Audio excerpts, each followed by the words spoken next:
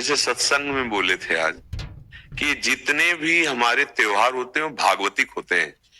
इनमें कोई न कोई संबंध हमारे भगवान की लीलाओं से होता है। जैसे ये दीपावली है तो अवध में भगवान श्री रामचंद्र जी, तो ये उत्सव मनाया गया। दीप, संपूर्ण अयोध्या दीप से प्रकाशित है। भगवान श्री राम 14 वर्ष वनवास के बाद अवध में जो है विराजमान हो रहे चक्रवर्ती सम्राट पद पे। तो ये अब इसे हम घर घर, हमें लगता है पूरे भारत में मनती होगी।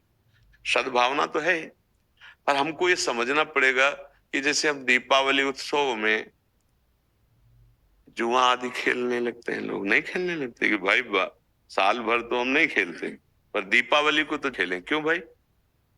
कहाँ लिखा हुआ है कि आप दीपावली को वो अपराध करें जिसमें कलयुग का वास रहता है, जिसमें बड़े बड़े धर्मात्माओं की भारी भारी विपत्तियां आए। धर्मराज युधिष्ठिर, महाराज नल, दमयंती, बड़े बड़े पावन चरित्र हैं महापुरुषों के। क्यों? द्यूत कीड़ा में कलयुग का निवास है। कलयुग शराब पीना, मांस खाना, पर स्त्री गमन करना, स्वर्ण चोरी करना, द्यूत कीड़ा करना। द्यूत माने जुआ खेलना। तो जैसे दीपावली को ज्यादा तो हमें ज्ञान नहीं, पर गांव में हमने देखा था कि जो लोग नहीं खेलते थे वो भी खेलते थे। आज हम दांव लगाएंगे पर प्रभु से पूजन करो, अपने प्रिया प्रीतम का या भगवत विग्रह किसी का, और बैठ जाओ माला लेकर के 12 बजे रात्रि तक खूब नाम मंत्र जप करो। बड़ा शुद्ध, कई गुना बढ़ करके लाभ मिलता है। दीपक जला लो घी का, खूब गुरु मंत्र जपो, नाम जप करो, द्यूत कीड़ा आदि नहीं। ये सब आपको असत मार्ग में ले जाएगी। तो ये जो हमारा त्योहार है इसका आंतरिक भी स्वरूप है। हमारे हृदय में भक्ति कर दीप प्रेम करी बाती। हमारे अंदर ज्ञान का प्रकाश। जैसे हम घर में दीपक जलाते तो अंधेरा जाता है ना, बाहर के अंधेरे जाने से हमारे हृदय का अंधकार तो नहीं मिटेगा ना। तो हमें हृदय का भी अंधकार नष्ट करना है। जब बाहर की दीपावली इतनी खुशी दे सकती है तो अगर अंदर की दीपावली हो जाए तो कितना आनंद आ जाएगा। फिर तो हम आनंद सिंधु में डूब जाएंगे। कौन सा दीप अंदर जलाया जाता है? भक्ति का दीपक और प्रेम की बाती। अगर भक्ति का दीपक प्रेम की बाती हो जाए तो उस प्रकाश जो प्रकट होता है उसे ज्ञान कहते हैं। उस ज्ञान से ये जितनी भी चिंता, शोक, दुख, मृत्यु आदि का भय है ये सब नष्ट हो जाएगा। आप शरीर नहीं है, आपका स्वरूप सच्चिदानंद है। किसी भी शस्त्रास्त्र की ताकत नहीं कि आपको मार सके, और ये शरीर बच नहीं सकता क्योंकि ये प्रकृति का है और ये मरेगा। जैसे ये बच्चा से कब जवान हुआ, कब बूढ़ा हुआ आपको पता नहीं चला, ऐसे ही कब मृत्यु आ जाएगी आपको पता नहीं चलेगा और शरीर छिन जाएगा। ये प्रकाश होता है अंदर। और जब ये बात पता चल जाती कि मैं कौन हूं तो नाच पड़ता है आत्मानंद। यज ज्ञात्वा स्तब्धो भवति मत्तो भवति आत्मा रामो भवति। जिसको जान लेने पर वो शांत हो जाता है, वो मस्त हो जाता है, वो आत्मा राम हो जाता है। ये आई दिवाली अंदर की। तो ये भक्ति कर दीप और प्रेम कर बाती किसी बाजार में नहीं मिलती है। ये बाहरी दीपक और बाती तो बाजार में मिल जाती है, लेकिन ये भक्ति कर दीप प्रेम करी बाती कहाँ मिलेगी?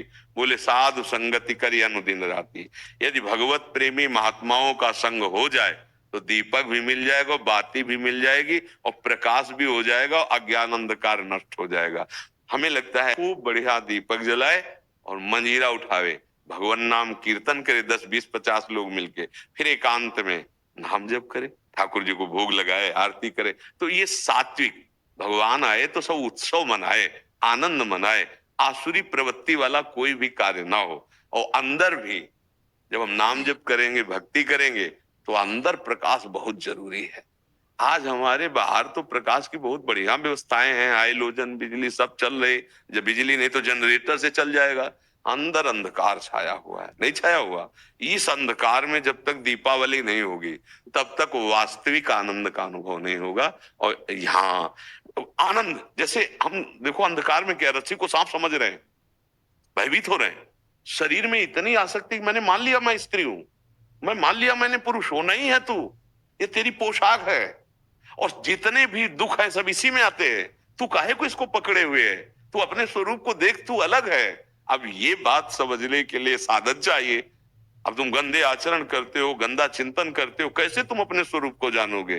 तो यही ज्ञान प्रकाश, यही ज्ञान हो जाए कि मैं भगवान का अंश हूं, जैसे भगवान कहते हैं ममैवांशो, और भगवत प्राप्ति करना मेरा परम धर्म है। अब आनंदमय गृहस्थी में महात्मा हो जाओगे। इतना आनंद रहता है उसको जो भगवत प्राप्त है, जो भगवान के चिंतन में। भारी से भारी दुख उसे कहीं भी विचलित नहीं कर सकता। आएगा दुख, बचो। दुख आने के पहले जहां दुख का प्रहार होना है, उससे अलग हो जाओ। बिल्कुल आप अलग हैं। जैसे मेरी टेबल, मेरा हाथ, तो मैं हाथ तो नहीं हूं ना। ऊपर पूरे मेरा शरीर, खुद आप बोल रहे हैं मैं शरीर, ऐसा तो नहीं कोई कहता। मेरा शरीर मतलब ये मैं नहीं हूं। ठीक, अंदर चलते हैं। मेरा मन, मेरी बुद्धि, मैं तो नहीं बोला। फिर और अंदर चलते, कारण शरीर, वो स्वभाव का आ जाता है। बोले मेरा स्वभाव ऐसा नहीं है। आप इस अलग को अपने में धर लिए, अब दुर्गति हो रही। मैं धनी, मैं निर्धन, ये प्रपंच धार्मिक समाज, एक शांति प्रिय समाज और स्वयं परमानंद में डूबने वाला बन जाए। ये तुम्हें नशेबाजी, गंदे आचरण बढ़ा, देखो ना क्या परिणाम होता है। मान लो 2-4 बार नहीं पकड़े गए आप, लेकिन जब पकड़े जाओगे तब तब ऐसी पिटाई होगी यहाँ, और आजीवन का। अगर छूट भी गए तो यहां से तुम भले छूट जाओ किसी प्रमाण देकर, लेकिन एक और न्यायालय है जहां राय पाई की चूक नहीं होती, कोई घूस नहीं चलती, वहां के न्यायालय से डरो पक्का।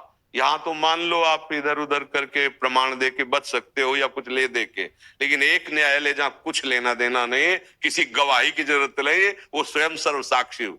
तो पाप कर्म का त्याग, गंदे व्यसन, गंदे आहार का त्याग, यही भारी उत्सव हो जाएगा। यही हम भेंट मांगते हैं जब कोई एकांतिक में कभी भाव आता है, तो ये कहते हैं आप सब ये गंदे आचरण यहाँ छोड़ जाओ, धाम है भगवान का। और जो मान लो ठीक कहा कि दिवाली का पर्व है, तो कुछ न कुछ लेन देन भेंट होती है ना। भाई कोई प्रियजन आए, उनको खवाया खवाया पियाया कुछ, तो हमारी प्रियता यही है कि तुम सुखी रहो, तुम स्वस्थ रहो, तुम मुस्कुराओ, तुम आनंदित हो। कैसे? अच्छे आचरणों से, भगवान नाम जप से। अगर बुरे आचरण करोगे तो भाई तुम्हें रुपया शांति